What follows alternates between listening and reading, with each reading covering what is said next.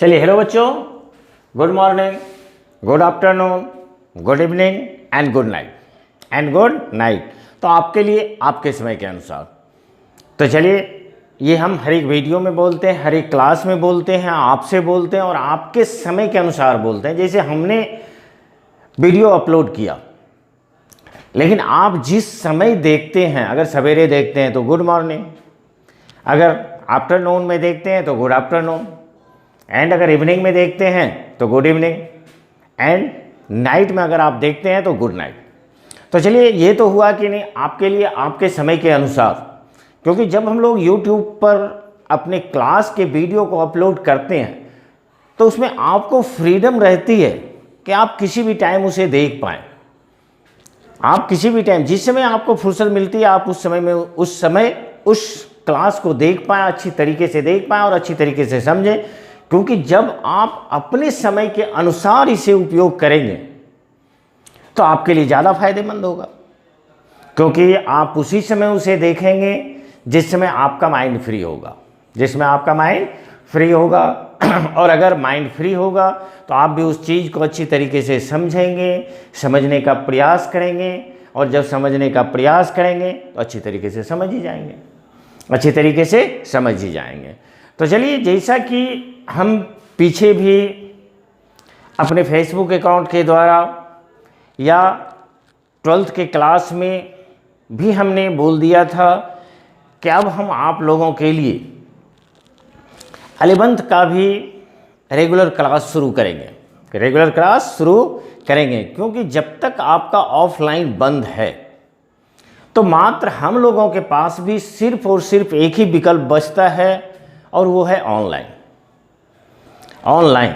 तो ऑनलाइन भी बहुत तरीके से पढ़ाई किया जाता है, कि जैसे बहुत आपको जूम ऐप के द्वारा बढ़ाते हैं कि जो एक टाइम अलॉट करते हैं कि हम 9 to 10 AM पढ़ाएंगे या 12 to 1 PM, इस तरीके से। लेकिन उसमें क्या होता है कि हो सकता है उस समय आपको समय ना हो, तो फिर आप उस चीज़ को देख नहीं पाते हैं और वो पीछे छूट जाती है। उस चीज़ को सॉर्ट आउट करने के लिए हम लोगों ने YouTube का सहारा लिया, क्योंकि YouTube एक ऐसा प्लेटफॉर्म है जिसमें हम वीडियो को अपलोड करते हैं और आप अपने समय के अनुसार उसे देखते हैं। क्लियर? तो आप अपने समय के अनुसार देखते हैं। क्लियर? तो ना देखें, ये अपना YouTube चैनल है जिसे हम लोग IPC फिजिक्स के नाम से जानते हैं। कौन सा है आपका?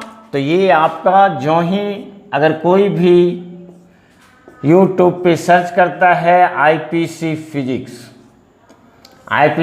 फिजिक्स, तो इस तरीके से आप जो ही सर्च करेंगे तो वहाँ पर आ जाता है कि IPC फिजिक्स के लिए।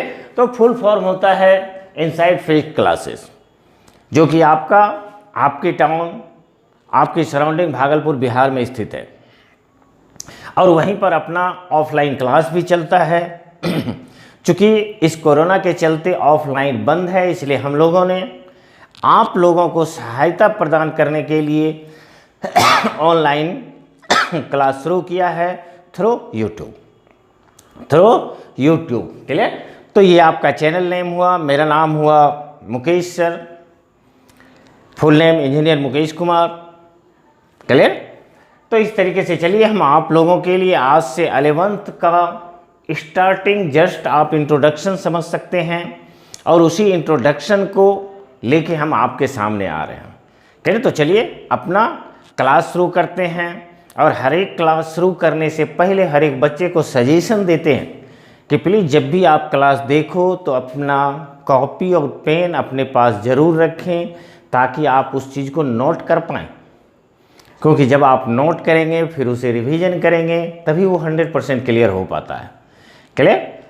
तो चलिए शुरू किया जाए, और कोशिश करेंगे कि इतना अच्छा तरीके से आपको हम डिटेल में स्टडी कराएंगे, ताकि आप हर एक चीज़ को अच्छी तरीके से समझ जाएंगे। अभी आप न्यूली 10th पास करके आए हैं, लेकिन अगर आप 10th, 9, 10th और 11, 12th का अगर हम लोग कंपैरिजन करते हैं तो उसमें बहुत ज़्यादा वेरिएशन नज़र आता है। क्योंकि अगर आप देखोगे तो 9, 10th अगर इतना है तो पता चला 11, 12th इतना है। आप ये मत समझना कि हम आपको डरा रहे हैं। ये सिर्फ सिचुएशन बता रहे हैं कि आपको अच्छी तरीके से मेहनत करना है, अच्छी तरीके से पढ़ना है, और जब आप अच्छी तरीके से पढ़ेंगे तो हर एक चीज़ को अच्छी तरीके से समझ जाएंगे। क्योंकि एक चीज़ आप हर वक्त याद रखें, कोई भी इंसान ऊपर से कुछ सीख के नहीं आता। जो भी सीखता है यही इसी दुनिया में प्रैक्टिस करके सीखता है। इसीलिए कहा जाता है कि कोशिशें कामयाब होती हैं। अगर आप कोशिश करेंगे तो वो कोशिश ज़रूर कामयाब होगी और होती है। तो चलिए, हम लोगों ने भी आपसे बहुत तरीके से बात किया। चूँकि आपके साथ आज हम नए जुड़ रहे हैं तो हमें भी बेहद खुशी है आपके साथ जुड़ने की। चलिए प्लीज़ शुरू करते हैं। तो ये आपका अपना चैनल नाम है जिसे हम लोग क्या कहते हैं, आईपीसी फिजिक्स। क्लियर ना। देखिए हम थोड़ा 11th पे बात करते हैं आपसे कि जब हम 11th फिजिक्स को शुरू करते हैं तो 11th फिजिक्स को शुरू करते हैं तो सबसे पहले आप जानते होंगे कि ये होता है साइंस। चलिए, तो आप लोग पीछे भी पढ़े हुए हैं कि साइंस है क्या। वैसे अगर हम हिंदी में बात करें तो इसे क्या कहते हैं, इसे विज्ञान कहते हैं। विज्ञान का अगर हम संधि विच्छेद करें, आप लोग हिंदी में पढ़े हुए हैं, उसे संधि विच्छेद किया जाता है। तो संधि विच्छेद अगर करें तो विशेष प्लस ज्ञान। तो किसी भी चीज़ की, किसी भी सब्जेक्ट की विशेष ज्ञान को ही विज्ञान कहते हैं। जिसे आप लोग डिफिनीशन के रूप में पीछे पढ़े हुए हैं कि the systematic knowledge of any subject. Systematic knowledge का मतलब कि क्रमबद्ध ज्ञान, किसी भी चीज़ के किसी भी विषय के क्रमबद्ध ज्ञान को क्या कहते हैं, उसे हम विज्ञान कहते हैं, साइंस कहते हैं। क्लियर। ये आपका ग्रीक लेटर से आया हुआ है जिसका मतलब होता है साइंसिया। और साइंसिया का भी मतलब जानना होता है, कुछ नया सीखने की बात आती है। तो चलिए, यहाँ भी ज्ञान की ही बात है।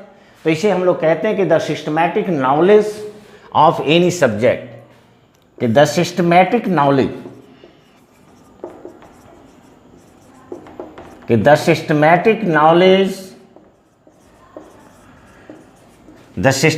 Knowledge of any subject is called science. तो इसे हम लोग क्या कहते हैं, तो इसे साइंस कहते हैं। Clear. Systematic knowledge of any subject, तो किसी भी चीज़ के सिस्टमैटिक नॉलेज को क्या कहते हैं, साइंस कहते हैं। वैसे आज चूँकि इंट्रोडक्शन क्लास है इसलिए ये सारी छोटी छोटी चीज़ें हैं जो आप पहले से भी जानते हैं, इसलिए आज हम थोड़ा हिंदी का कम प्रयोग करेंगे। लेकिन आगे जो भी क्लास हम आपका करेंगे, जो भी रेगुलर होगा, उसमें आपके साथ हिंदी भी होगा।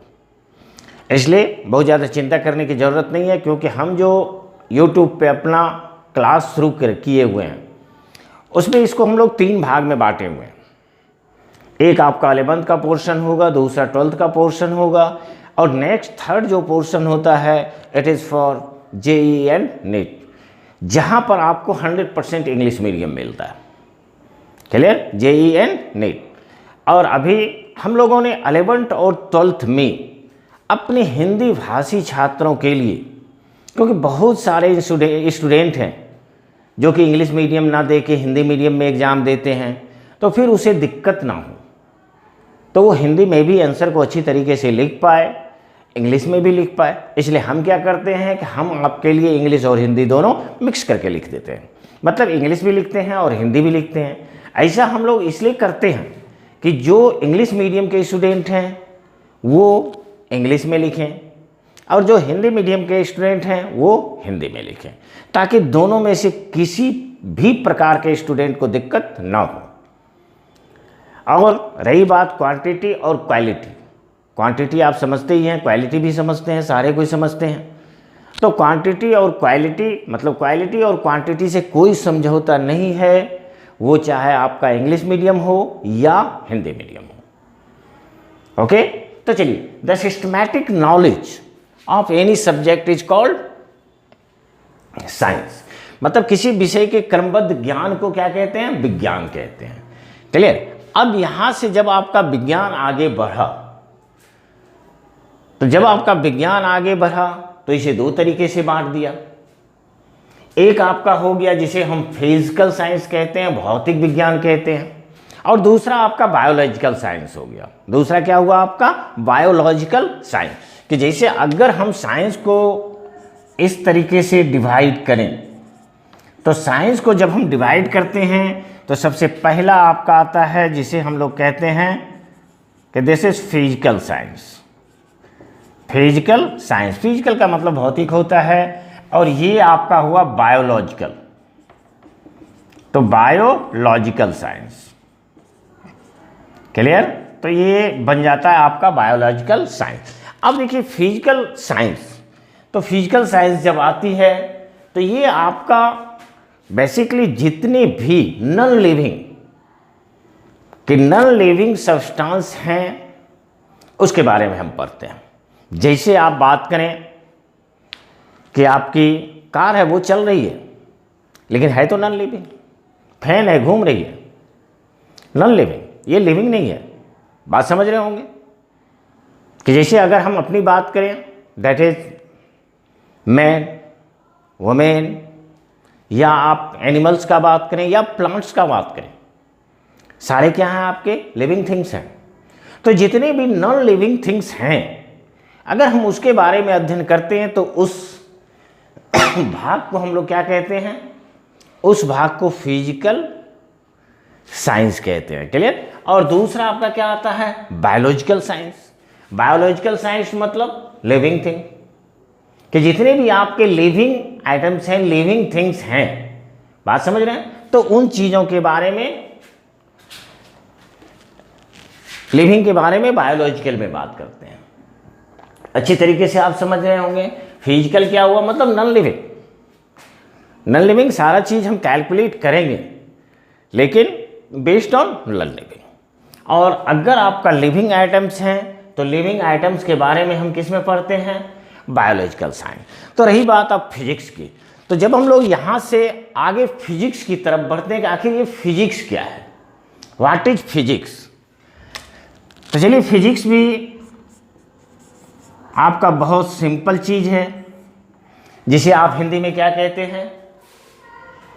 हिंदी में हम इसे भौतिकी कहते हैं। हिंदी में इसे हम भौतिकी कहते हैं। अब बात आता है कि व्हाट इज फिजिक्स। कि अगर आपको कोई बोले कि नहीं फिजिक्स है क्या, फिजिक्स क्या है, तो जब हम लोग फिजिक्स की बात करते हैं तो फिजिक्स के बारे में कहा जाता है कि इस नेचर में कि जितने भी लॉ बनते हैं वो इस नेचर के द्वारा प्राप्त होते हैं। कि जैसे आप बात करोगे कि नेचर के द्वारा, नेचर जैसे आप देखो किसी एप्पल को अगर आप ऊपर से छोड़ते हैं तो वो कहाँ गिरती है? नीचे गिरती है। नीचे गिरती है, क्यों गिरती है? आप ये भी पीछे पढ़े हुए हैं कि ग्रेविटेशन के कारण गिरती है, गुरुत्वाकर्षण के कारण गिरती है। क्योंकि अर्थ क्या करता है? अर्थ किसी भी वस्तु को एक फोर्स से अपनी ओर खींच लेता है, जिसे हम ग्रेविटी फोर्स कहते हैं। ये जस्ट हम एक एग्जाम्पल दिए हैं, बात समझ रहे हैं? तो ये सारे भी चीज़, जैसे आप ग्रेविटेशनल लॉ पर हैं, गुरुत्वाकर्षण के नियम पर हैं, तो सारे चीज़ इस तरीके से बेस्ड होते हैं, बात समझ रहे हैं? तो फिजिक्स है क्या? तो ये कहता है आपको कि ये नेचर एंड इट्स लॉ को डिफाइन करता है, नेचर एंड इट्स लॉ को डिफाइन करता है। क्लियर? तो ये कहता है कि द ब्रांच ऑफ साइंस, कि the branch of science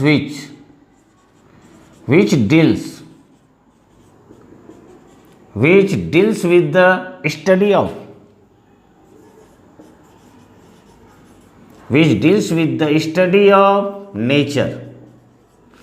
nature and its law, which deals with the study of nature and its law. Clear?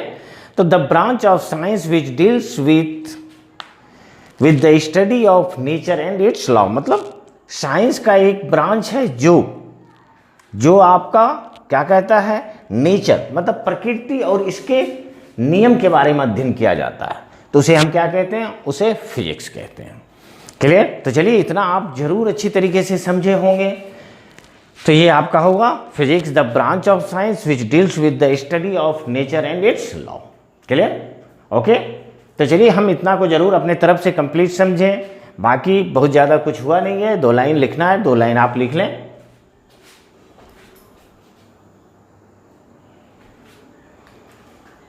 Okay, complete ना। इसके बाद अभी हम फिजिक्स पे जाने से पहले हम थोड़ा मैथ्स का आपके साथ जिक्र करेंगे कि मैथ्स क्या है और कितने मैथ का ज़रूरत आपको फिजिक्स के लिए पड़ता है, जो कि बहुत ज़्यादा ज़रूरत पड़ता है। तो उसी चीज़ का जिक्र करेंगे, क्योंकि मैथ भी तो आप अलग से पढ़ते ही हो। मैथ्स आप जानते हैं, जैसे अगर साइंस की बात करें तो फिजिक्स को किंग कहा जाता है। कहता है physics is the king of science, king of science, while जबकि mathematics is the queen of science, mathematics is the queen of science. मतलब एक अगर किंग है तो दूसरा कौन सा है? दूसरा क्वीन है। और किंग और क्वीन में रिलेशन आप जानते हो, कैसा रिलेशन होता है?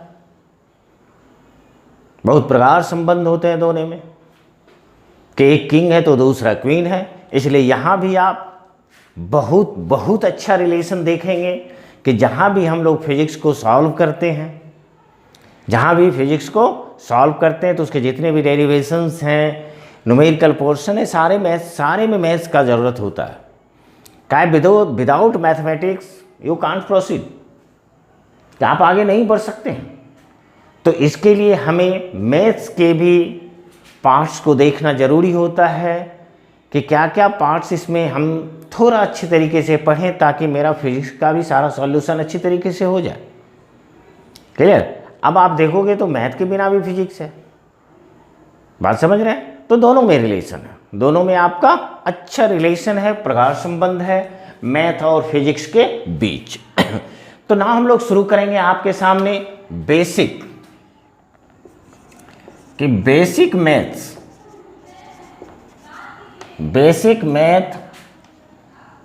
For physics. क्लियर? तो चलिए बेसिक क्या क्या ज़रूरत है, तो चलिए ये भी हम जानते हैं कि ये चीज़ बताएंगे अगर आपको हम, तो इसमें से बहुत सारे ऐसे होंगे जो कि इस चीज़ को जानते होंगे, लेकिन उस चीज़ को इग्नोर करके आप अच्छी तरीके से देखें कि क्या होता है और किस तरीके से होता है। ओके, तो बेसिक मैथमेटिक्स, चलिए हर एक पार्ट को हम थोड़ा थोड़ा आपको बताएंगे, ताकि आप उस चीज़ को अच्छी तरीके से समझें और जहाँ पर ज़रूरत पड़े आप उसको अप्लाई कर पाएँ। तो चलिए इसमें सबसे पहले हम लोग ट्रिग्नोमेट्री के पार्ट को डील करते हैं। तो चलिए बेसिक मैथ्स में सबसे पहला पार्ट हम लोग किसको सुने? तो ये आपका चुने ट्रिग्नोमेट्री। तो ट्रिग्नोमेट्री को आप लोग जानते होंगे, पीछे पढ़े हुए भी हैं, त्रिकोणमिति। क्लियर? कहता है कि वह एरिया जो आपका 3 साइड से घिरा हुआ रहता है, सराउंडेड बाय 3 साइड्स, उसे हम क्या कहते हैं? उसे ट्रायंगल कहते हैं। और यहीं से ये खेल शुरू होता है ट्रिग्नोमेट्री का। लेकिन वहाँ पर जाने से पहले हमें ये जानना पड़ता है कि व्हाट इज एंगल।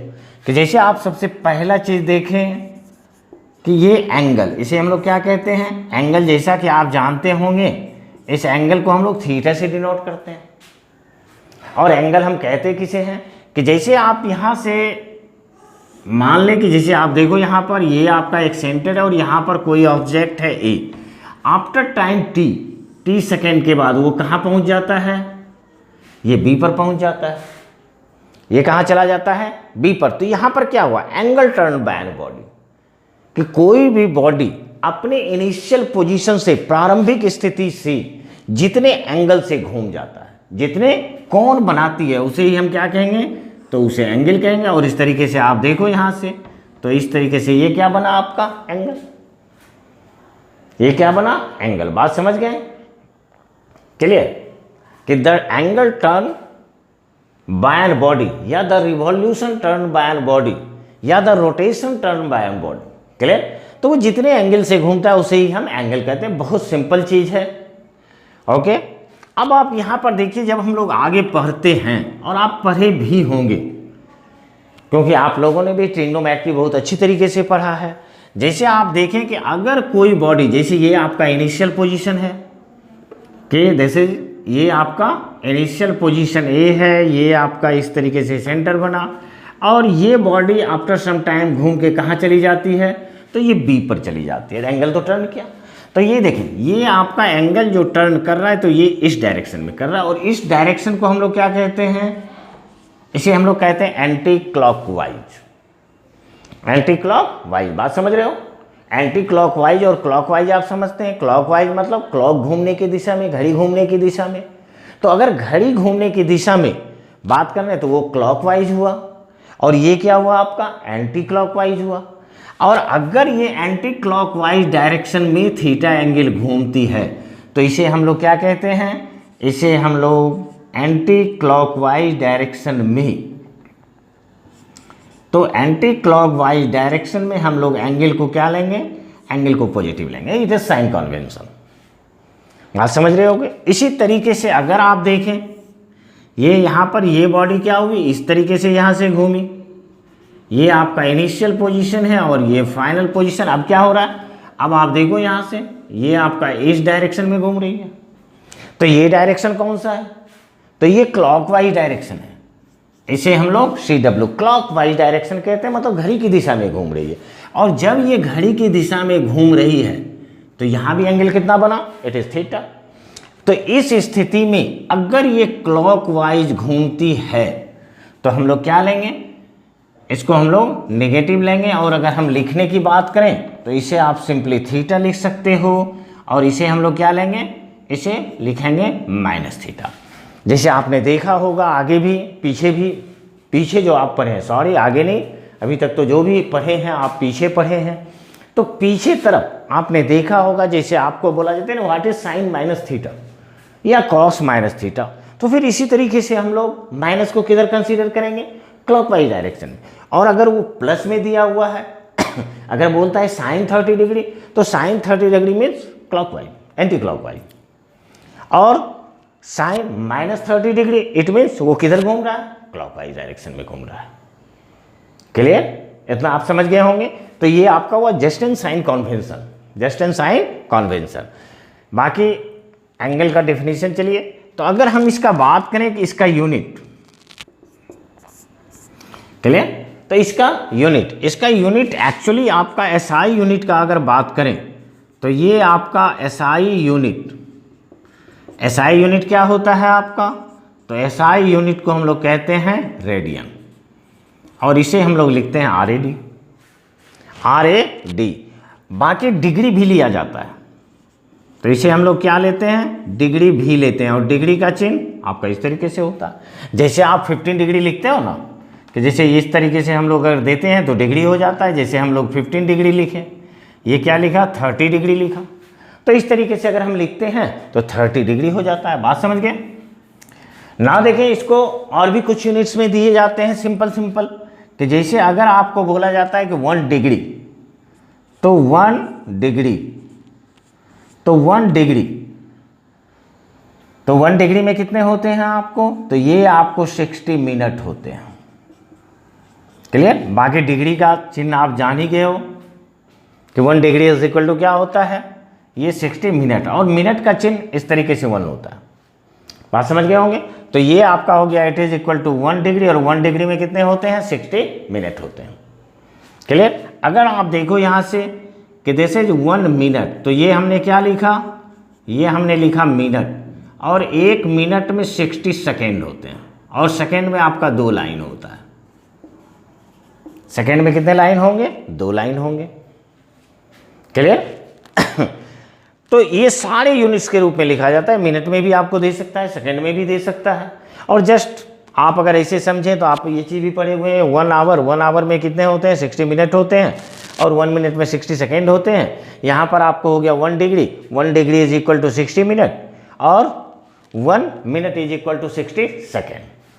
अब बात आती है कि ये रेडियन और डिग्री, जो कि आपको बहुत बहुत ज़रूरी है कि इस रेडियन और डिग्री में क्या रिलेशन होता है, रेडियन और डिग्री में क्या रिलेशन होता है। क्लियर। कि जैसे अगर आप देखो कि ये अगर पूरा इस तरीके से घूम जाता है कंप्लीट, तो कंप्लीट अगर घूमता है तो एंगल 2π रेडियन होती है, और डिग्री में कितना बन जाता है, डिग्री में 360।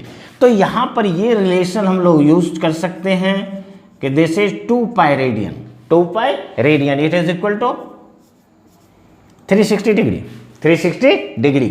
और आप ये भी लिख सकते हो this is pi radian, pi radian is equal to कितना हो गया 180 डिग्री।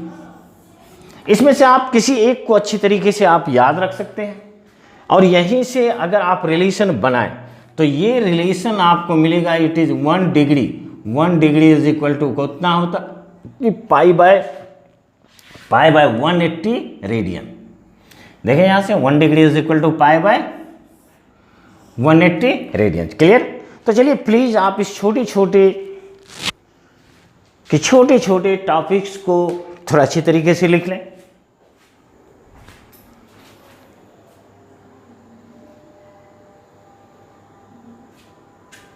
चलिए ओके, कंप्लीट हो गया होगा। तो चलिए इसको रब करते हैं।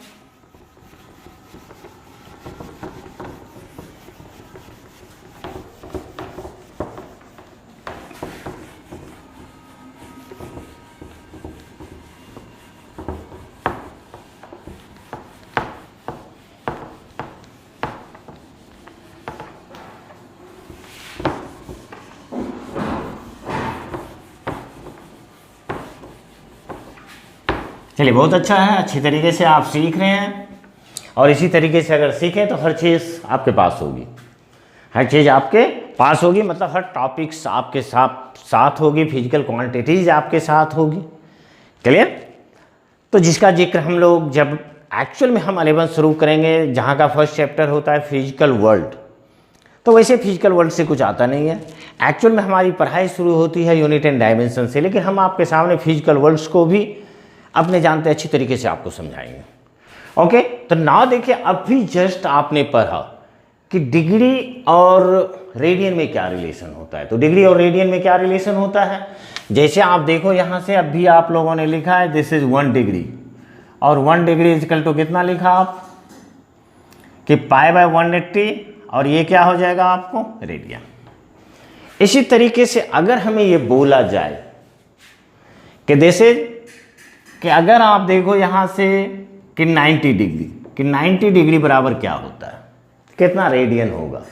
आप देखो 1 degree is equal to something, just आपका यूनिटरी मेथड है जिसे आप एकैक नियम भी कहते हो, कि जैसे यहाँ से आप देखो तो this is 1 degree is equal to कितना हो गया, इट इज पाई रेडियन। आपने 1 डिग्री लिखा, 1 डिग्री इजकल टू कितना हो गया, it is pi by 180 radian. और यहाँ से अगर 90 डिग्री का लिखना हो तो ये क्या हो जाएगा, तो ये आपका हो जाएगा दिस इज पाई बाय 180 या इंटू 90 रेडियन। ये आपका कटेगा और ये आपका बच जाएगा this is pi bye 2 radian, pi bye 2 radian. मतलब आपने किया क्या, सिंपली इस रिलेशन में 90 से मल्टीप्लाई कर दिया। क्लियर? तो 90 से जब हम मल्टीप्लाई करते हैं तो देखिए यहाँ से ये आपका हो गया this is pi by 180 degree into 90 degree, ये रेडियन हुआ, ये रेडियन हुआ। और इसको जब आप सॉल्व करोगे तो ये कैंसिल हो जाएगा और ये आपको कितना बच गया, pi by 2 radian, pi bye 2 radian. और आई थिंक अब आपको कोई भी एंगल दे दे तो आप सॉल्व कर सकते हो। जैसे अगर आप देखें यहाँ से अगर आपको 60 डिग्री दे दे तो 60 डिग्री कितना हो गया, इट इज इक्वल टू 60, ये 3, और इसे हम लोग क्या लिख सकते हैं, it is pi bye 3 radian, pi bye 3 radian. अगर आपको 45 डिग्री दे दे तो ये आपका हो गया this is pi by 180 into कितना हो जाएगा, इट इज 45, अगेन आपका कैंसिल और ये आपको निकल जाएगा pi by 4 radian, pi by 4 radian. ये आपका कितना हो गया, it is equal to 30 degree, it is equal to 30 degree. और 30 डिग्री को अगर आप सॉल्व करें तो ये आपका हो गया पाई बाय 80 या इंटू 30, अगेन आपका कैंसिल होगा और इसे हम लोग क्या लिख देंगे, this is pi bye 6 radian, pi bye 6 radian. तो ये तो हुआ आपका कि इस तरीके से आपने क्या किया कि जस्ट आपने डिग्री को रेडियन में कन्वर्ट कर दिया, डिग्री को रेडियन में कन्वर्ट कर दिया। लेकिन अगर रेडियन को डिग्री में कन्वर्ट करना हो, अगर आपको रेडियन को डिग्री में कन्वर्ट करना हो तो आप क्या करेंगे, तो सोचें यहाँ से, अब आपको डिग्री को रेडियन में कन्वर्ट करना है। रिलेशन तो आप जानते हो, रिलेशन हम लोग जानते हैं कि this is pi radian. Pi radian is equal to कितना हो जाता है, it is equal to 180 degree, 180 degree. Clear? तो ये आपका हो गया it is equal to degree. Clear? आपको करना क्या है, करना क्या है, हमें रेडियन को डिग्री में बनाना है। जैसे अगर आपको कहा जाता है दिस इज रेडियन, कि रेडियन में आपको दिया हुआ है, सपोज दैट आप ले लो कि इट इज π/3 रेडियन, π/3 रेडियन।